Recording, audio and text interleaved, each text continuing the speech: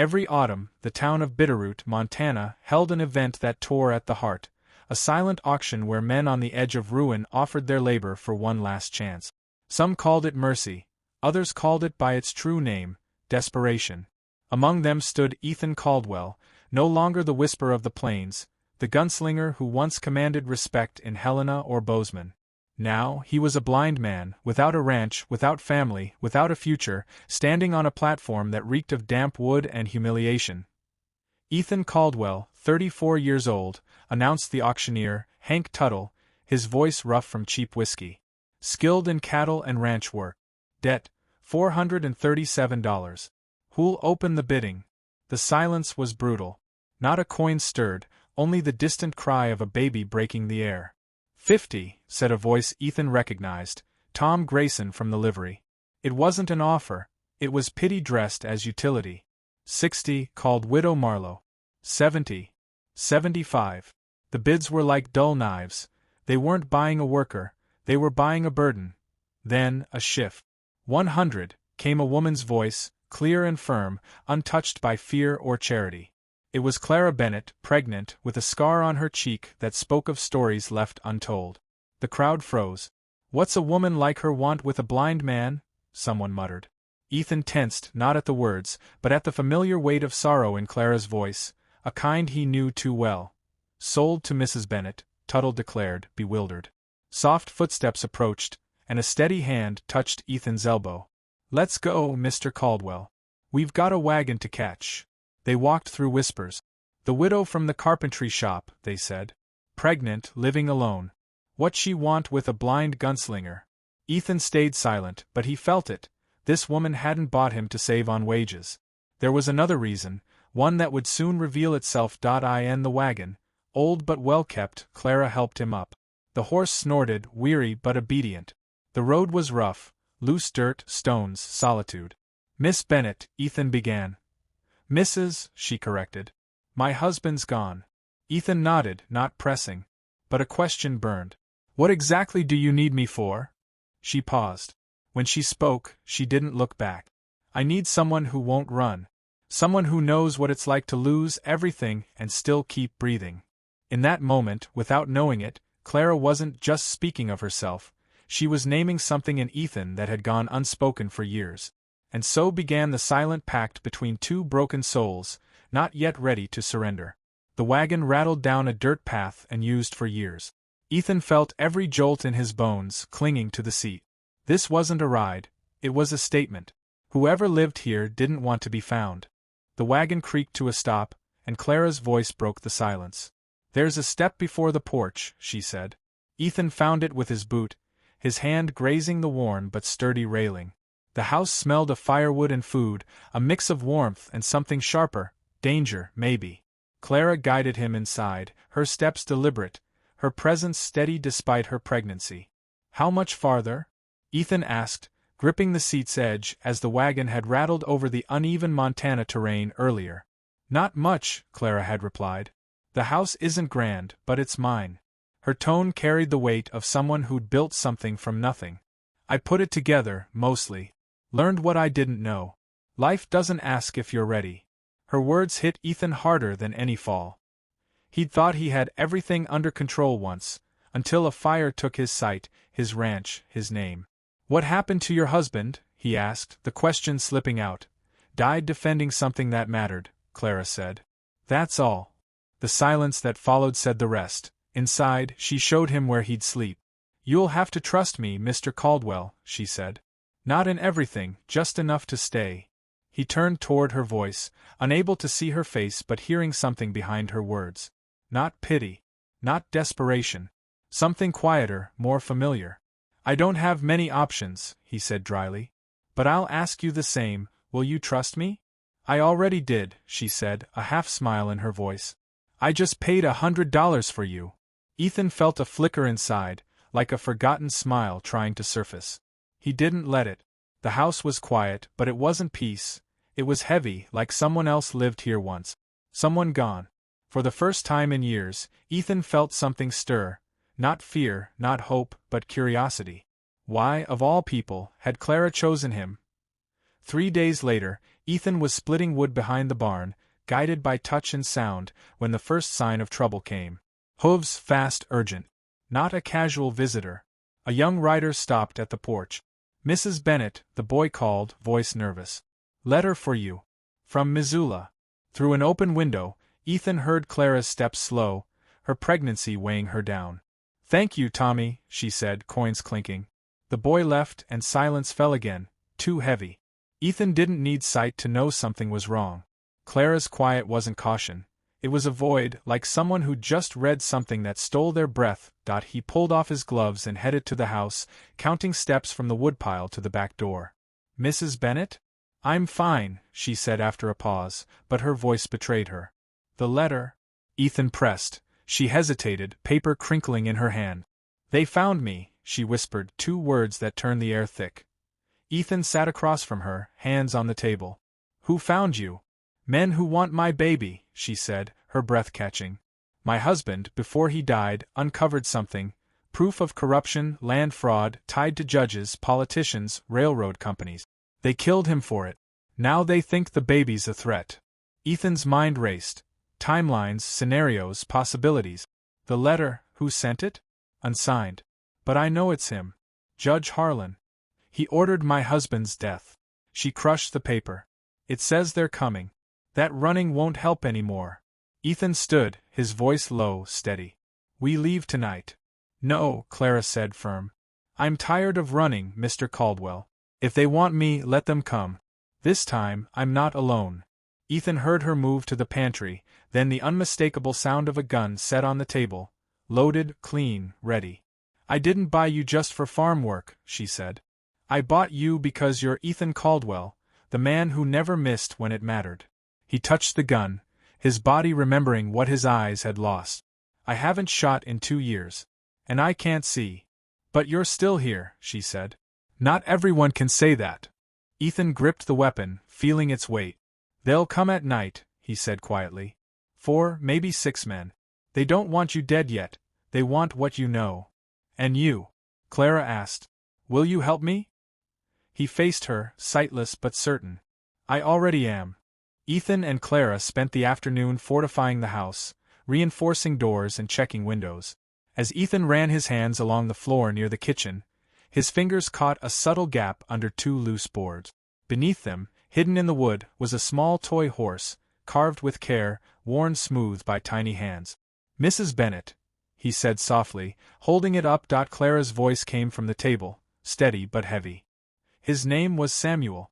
He would have turned 4 last month. Ethan set the toy down with care, the silence between them louder than any confession. "The men who killed your husband," he said, more statement than question, "they took your son too, didn't they?"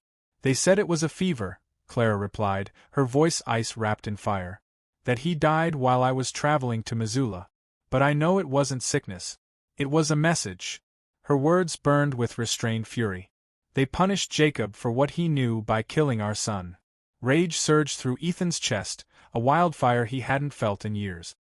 He'd seen evil in his time, but this crossed a line no decent man would dare touch.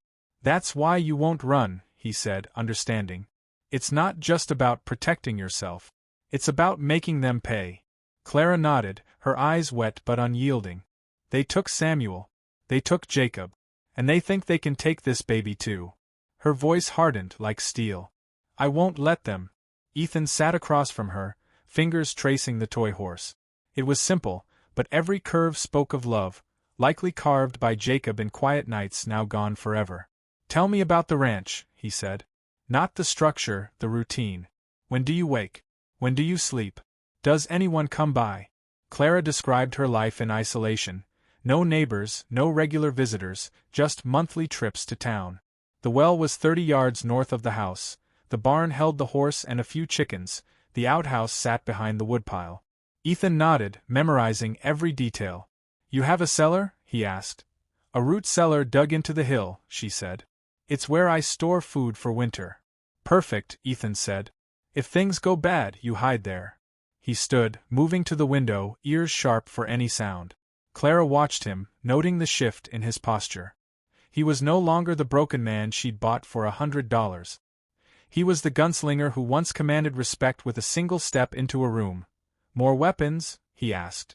A rifle, she said. Jacob's. On the bedroom mantel. Ethan nodded. It wasn't much, but it would do if they used it right. I need to know every inch of this house, every step, every door. I'm going to move through it like it's mine. For the next hour, Clara guided him room by room. The living room with its fireplace and 2 chairs, the small, tidy bedroom, the sturdy kitchen. Jacob built most of this, she said, pride mingling with pain. I helped where I could. He wanted something lasting, something Samuel could inherit someday. Ethan paused. It's a good house, he said. Worth defending. Their unspoken pact shifted. It wasn't just about survival anymore. It was purpose. That night, Clara's voice called from the kitchen, a mix of hesitation and need. Mr. Caldwell, can I ask you something? Ethan, sitting at the table with the freshly checked rifle across his lap, tilted his head. Go ahead, Mrs. Bennet. What was it like before you lost your sight? Being the man everyone feared. The question wasn't about legend, it sought humanity. Ethan answered plainly. Lonely. You spend so much time preparing to kill, you forget how to live. People look at you like you're already dead, like you're walking with a bullet in your heart. Clara was quiet, then said, Do you miss it? I miss being useful, having purpose, but I don't miss killing. It was never as easy as people think. She nodded slowly. Jacob used to say good men don't want to fight, but sometimes there's no choice. Your husband sounds like he was wise. Too wise, she said with a sigh. I still wonder what he'd want me to do, run or stand my ground. Ethan leaned forward. What do you think he'd want? For his children to grow up safe. Samuel and the one I'm carrying. Then that's what we'll make sure of, Ethan said, unwavering. Outside, the wind shifted, carrying the scent of rain from the Bitterroot Mountains. A storm was coming, and with it, an opportunity. Rain's in our favor, Ethan said, ears attuned. It muffles steps, muddies tracks. They'll make mistakes. What's your plan? Clara asked. Surprises, he said. Traps. Anything to make them show themselves before they reach the door. What kind of surprises? The kind Jacob would approve of, Ethan said with a faint smile. The kind that protect what matters. Clara moved slowly to the bedroom, her steps heavy with the weight of pregnancy and resolve. Ethan stayed in the kitchen, the toy horse of Samuel still in his hands, its worn edges a reminder of what was at stake. His senses sharpened in the dark, wood creaking, wind slipping through cracks, a slow drip from the roof. He wasn't alone, not because of ghosts, but because, for the first time in years, he had something worth protecting. The storm broke just before dawn, wind slamming the windows and rain pounding the roof like it meant to tear it off. Ethan had dozed in the kitchen chair, pistol close, not sleeping but waiting. Clara appeared in a robe, barefoot, moving slower than usual. Did you sleep? She asked, knowing the answer. Like someone expecting armed visitors, Ethan replied, dry humor masking tension. Which is to say, not at all. He slid a tin cup of coffee toward where he heard her sit. We need to talk about your husband, he said. You called him a lawyer, but that doesn't explain what I found last night. From his pocket, he pulled a metallic object and set it on the table. A Medal of Honor. Battle of Glorieta Pass, 1862. Jacob William Bennet. Clara's breath caught. She touched the medal, her silence heavy. He never talked about it, she said finally. Said the war was behind him, that he'd rather build than destroy. Ethan nodded. He hid it well, close enough to remember, far enough to move on. Clara's voice softened, carrying the weight of memory. This changes things, doesn't it? A war hero doesn't stumble into corruption by accident, Ethan said. He hunts it, and when he finds it, he knows what to do. Clara exhaled. Jacob was investigating a land fraud network, forged deeds, sold to railroad companies, profits split among judges, politicians, and the governor's office. He sent letters, gathered evidence. 3 days before he was to testify, he and Samuel were killed. Where were you? Ethan asked. On a train to Helena with Samuel. Jacob sent us away for safety. We never made it back together. Her voice broke, raw with grief. When I heard they were gone, I knew I'd be next. But Jacob left a coded message. That's why I'm here. The proof is somewhere on this land. Ethan absorbed her words, each one a piece of a larger puzzle. And the baby? They think you told someone, that this child will grow up knowing things that could ruin them. I don't think it, Clara said, her eyes burning with certainty. I know it. Ethan leaned back. We'll need help. From who? Clara asked. The government? Jacob tried that and look where it got him. Not official, Ethan said. Another kind. Men who served with him, who might still be alive. Men who believe in something. Clara raised an eyebrow. War contacts. First we survive tonight, Ethan said. Then we find allies. You think we can survive? She asked. 3 days ago I'd have said no, Ethan admitted. But that was before I saw this medal, before I knew about Samuel, before I understood why we're here. Clara looked down at her belly. I didn't buy a blind gunslinger to give up without a fight. And I'm not letting anyone kill someone I've already spent 5 years of my life on, Ethan said. The silence that followed was no longer doubt. It was AVOW.AT dawn. Clara found a poster nailed to an old pine at the property's edge while checking the chickens. She called Ethan, her voice tight, and handed him the paper. He felt it, rough, fresh ink, an official seal. What does it say? Wanted for questioning in federal crimes. Clara Mary Bennett. Reward: $500 alive, $50 dead. Ethan's blood ran cold. This isn't just a threat anymore. It's official, or looks that way. They want me to talk, Clara said. But if I don't give them what they want, they won't hesitate. Ethan crumpled the paper. This isn't a court order. It's a bounty with a badge. Someone with power and a printing press, but no law. What does that change? Everything, Ethan said. Federal marshals don't pay for bodies. This is a hired killer dressed as justice. Just then, hooves echoed, 3 riders, approaching in a loose formation, confident they held the upper hand. Inside, Ethan ordered. Lock the doors, stay away from windows. Clara obeyed without hesitation. Ethan slipped out the back, circling to the woodpile, using the stacked logs for cover. Hello the house, a rough voice called. We're here for Clara Bennett. Federal business. Ethan lowered his hat, masking his blind eyes, and aged his voice. She's gone. Rode to Missoula last night. Just me and the chickens here. The riders hesitated, muttering among themselves. One dismounted, then another. We'll take a look, one said. Watch the mud, Ethan called. Mrs. Bennett doesn't like her floors dirted. The youngest rider moved toward the barn, another toward the house. Ethan couldn't let them reach Clara. He needed time. Why so interested in her? He asked, stalling. Good money. Good money and valuable information, the leader replied, still mounted. Maybe I know something, Ethan said. But that's worth money too, isn't it? Silence. Then a voice from the house. Boss, hot coffee in the kitchen, woman's clothes in the bedroom. Game's up. The leader's smile was audible. Well, well. Someone's been lying. Ethan stayed calm. Didn't say she was gone weeks. Just last night. Who am I to question a pregnant woman? Billy, bring her out, the leader ordered. Ethan heard Clara's steps, steady and unafraid, as she stepped onto the porch. No need to push, she said. I'm coming. Clara stepped onto the porch with a dignity that belied her condition, her voice calm but edged with steel. Gentlemen, she said, do you have official identification? No need, the leader sneered. We're just here to collect the reward. Then you're in the wrong place, Ethan said, dropping the frail act and letting his voice return to its natural grit. He tipped his hat back, revealing his sightless eyes. The leader's head snapped toward him, recognition dawning. Caldwell, he said, voice tightening. Ethan Caldwell. That's right, Ethan replied. The one you thought was finished. The one who can still shoot in the dark. The air shifted, tension coiling like a spring. The hunters weren't facing a lone pregnant woman anymore. They were up against the whisper of the plains. You could leave, Ethan said, his tone low and steady. Find easier money. Men without a reputation. And if we don't? The leader asked, testing him. Then your families will spend weeks wondering why you didn't come home.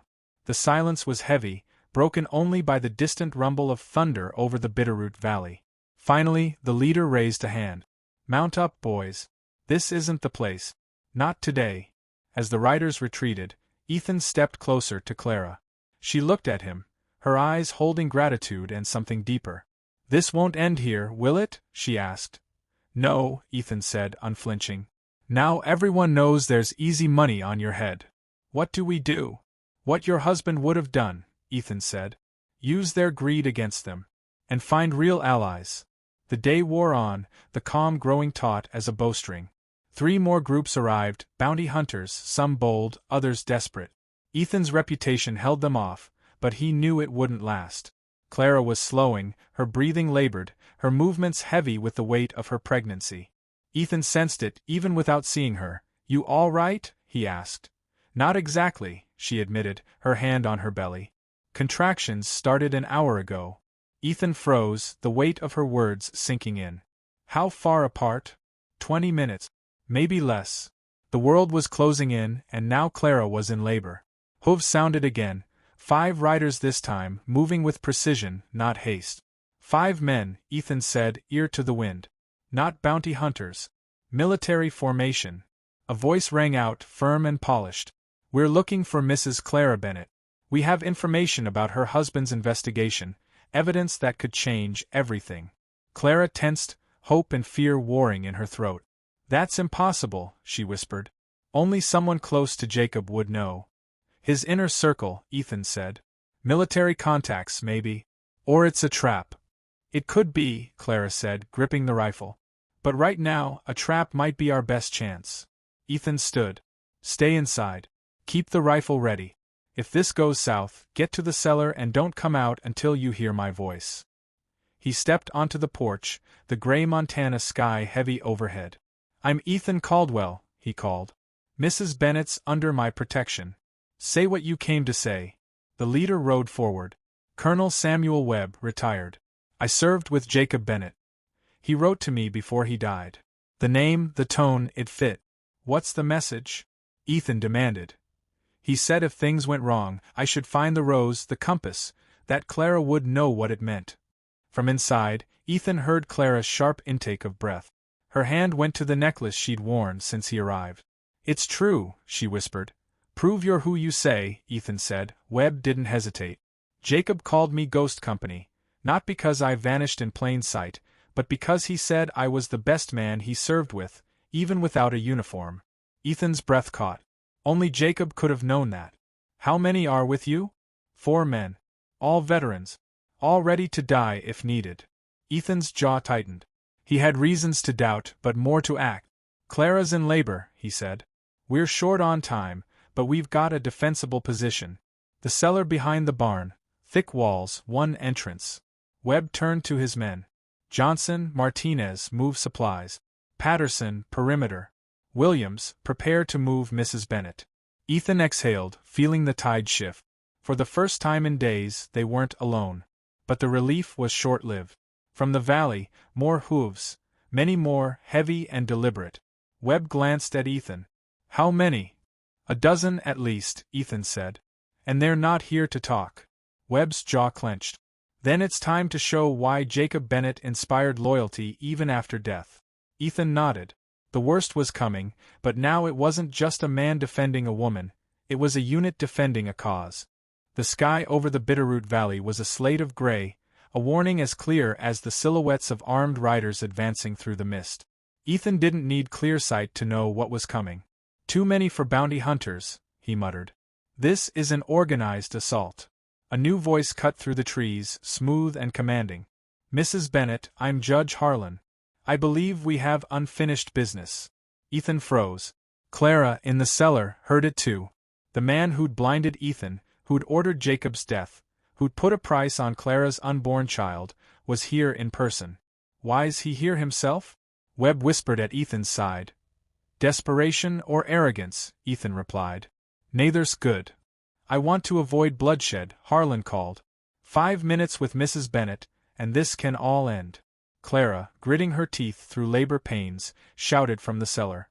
"I'll talk, but come alone, unarmed, halfway up the path." 5 minutes. Ethan's jaw tightened. "You're in labor, Clara. You don't have to do this." "I do," she said, her voice unbreakable. "For Jacob. For Samuel. For this baby." Harlan agreed, dismounting and walking forward, hands raised. a smug smile audible in his voice. Bennett, he said, theatrical. Such a tragedy, your husband and son. It was never personal. No, Clara shot back from the shadows. It was worse. It was deliberate. Jacob got in the way of your legitimate business. The stability of this territory depended on his silence, and now mine. Webb's fist clenched. He's confessing, he hissed. Ethan nodded, memorizing every word. No exit for you, Harlan, he called. There are orders against you, your bodyguard, and your new friends. Even if you survive here, you'll be fugitives forever. And if I don't surrender? Clara asked. Harlan's voice turned cold. Perhaps you'll die in childbirth. Tragic, but natural. Ethan stepped forward, hand on the revolver under his coat. One more step, Harlan, and there's no warning. A threat, Caldwell? Harlan taunted. No, Ethan said, icy. A promise. Harlan pressed forward, undeterred.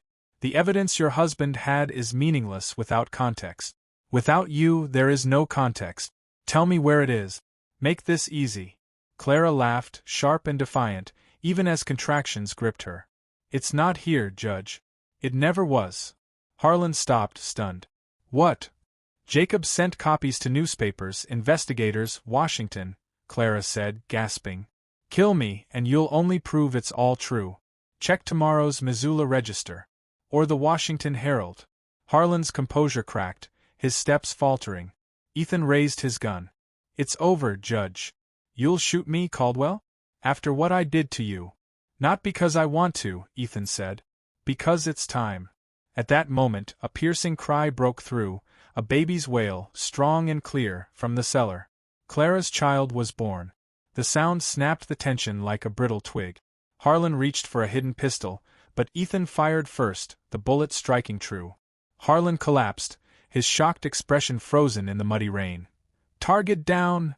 Ethan shouted, rolling into cover as chaos erupted.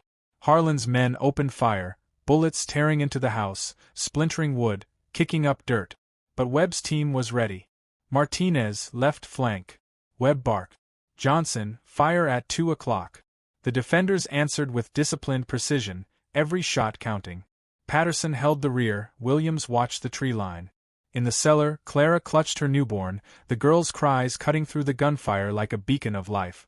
How is she? Ethan yelled. Alive, Webb called back. But she's not waiting for anyone. A new voice boomed from the trees. Marshal Thompson, Federal Authority. Everyone, lower your weapons. Time seemed to halt. Thompson, Ethan muttered. He's real. Yes, Webb confirmed. Harlan brought marshals to look legitimate. But if they saw what happened, they saw the truth, Ethan finished. Thompson shouted again. Harlan's dead. His men are surrendering. Drop your weapons, or you'll answer as criminals. The mercenaries' resolve crumbled. Without their leader, without pay, there was no loyalty. Some dropped their guns, others fled. The fight was over.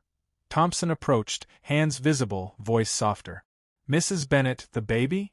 Clara, exhausted but radiant, smiled. A girl. Hope. Because that's what they couldn't take. Thompson nodded. Let her know, from her first day, the truth won today. He turned to Ethan. And you, Mr. Caldwell, just changed the course of this story. Ethan exhaled, not with fear or anger, but with gratitude. The whisper of the plains was back, and this time, he carried a new generation with him. The air was thick with smoke, gunpowder, and something harder to name, a sense that the impossible had just happened. Marshal Thompson, his federal coat stained with mud and blood, stepped cautiously into the cellar. He paused, seeing Clara cradling Hope, wrapped in a handmade blanket. Are you both okay? He asked. We're alive, Clara said, her voice weary but steady. Thanks to them. Thompson scanned the room. Bullet holes in the walls, shattered glass on the floor, blood in a corner. Yet there was Hope, breathing softly in her mother's arms. Mr. Caldwell, he said, turning to Ethan, you stated Harlan confessed to federal crimes. Will you stand by that before witnesses? Ethan nodded, unwavering. Land fraud, murder, conspiracy, all said in front of armed men, including you. Webb stepped forward. I heard him threaten to cause the death of a woman in labor if she didn't talk. And I, added a federal agent from the shadows, was 3 feet away when he said it. Thompson's brow furrowed, his voice grave. This is bigger than we thought. Clara looked up. It is. Harlan was just one head. The rest, judges, governors, entire companies, are still out there. Webb crossed his arms. If Harlan fell, they'll try to silence what's left. Thompson considered this. We'll protect you all, under federal custody, not as suspects but as key witnesses to a national conspiracy. The fake warrants against you will be suspended while we trace their origins. If they're corrupt, they'll collapse. Relief flooded the cellar, a new dawn breaking. But Clara, voice barely above a whisper, spoke again. There's more. All eyes turned to her. Jacob didn't just hide the evidence. He spread it, copies to newspapers, investigators, trusted contact. If anything happened to us, the truth would still come out. Thompson nodded slowly. Then we move. This place isn't safe anymore. Distant gunfire echoed, not at the ranch but on the road. They're hitting our reinforcements, an agent reported. Thompson cursed under his breath. Harlan's allies are already covering their tracks. Ethan turned to Webb. We need to fortify this place, not as a hideout, but as a stronghold. Webb didn't hesitate. No more warnings. If they come for Clara, they'll face a wall of men ready to die for what's right. Clara, clutching hope, spoke from the corner. I won't run this time. I want my daughter to grow up where criminals can't hide behind the law. Ethan checked his pistol, his vision flickering, not fully restored but enough to see shapes, movement. My sight's coming back, he said, almost disbelieving. Not all the way, but enough to make them regret coming. Thompson looked at him, hope and respect in his eyes. Can you shoot? Enough to make it count. The sound of hooves grew louder. Many coordinated, a paid army. Positions. Webb ordered, his military instinct sharp. Martinez, Johnson, left flank. Patterson, Williams, reinforce the barn. Thompson signaled his Federals. Secure the back exit and the baby. In the cellar, Clara held Hope close, her eyes fierce despite her exhaustion. Your father died for the truth, little one. You were born to remind the world not everything can be bought. Ethan, at the threshold, felt purpose ignite, a feeling he hadn't known in years. He'd been a soldier, a gunslinger, but tonight he was the last line between darkness and a newborn girl. The storm roared back, lightning flashing, revealing mounted figures in the trees. Too many. Here they come, Ethan said. And they're not negotiating. Webb gripped his rifle, eyes gleaming. Let's show them what happens when they underestimate people fighting for more than money. Hope's cry rang out, strong and defiant, like a battle bell. The first bullet split the night, followed by a hail of lead. Ethan moved with uncanny agility, his partial sight guided by instinct and memory. He knew where to step, how to anticipate. He wasn't fighting for himself anymore. Right flank 4 men. Ethan shouted, firing twice. A scream, a body hitting mud. They're circling. Williams warned from the barn. Hold the line. Thompson roared. If we fall, everything falls. Clara, weak but resolute, struck an enemy who slipped into the kitchen, stunning him with an iron ladle before Ethan took him down with a clean hold. You're bleeding, she said, noticing Ethan's arm. Doesn't matter, he replied. We're alive. Thompson intercepted a radio call. Unit Harlan, we have casualties. Request immediate retreat. Ethan seized the moment. Push now, he shouted. They're breaking. Webb's men surged forward, sensing the tide turn. Then, from the east, new hooves. Different uniforms, new voices. Stand down, a voice boomed. Officers of the Montana Territorial District, under direct Senate orders. Webb signaled a halt. The remaining mercenaries dropped their weapons, some kneeling, others fleeing. Thompson lowered his rifle, cautious. Who sent you? A letter from Jacob Bennett, dated 6 months ago, the officer said. If this woman is in danger, protect her, even if I'm dead, even if it costs everything. Clara, from the cellar, wept, not from pain or fear, but from understanding. He knew, she whispered, holding Hope. He planned for this. Ethan knelt beside her, his vision clear enough to see her face, to see Hope. He'd found a place he never thought he deserved, a place worth building.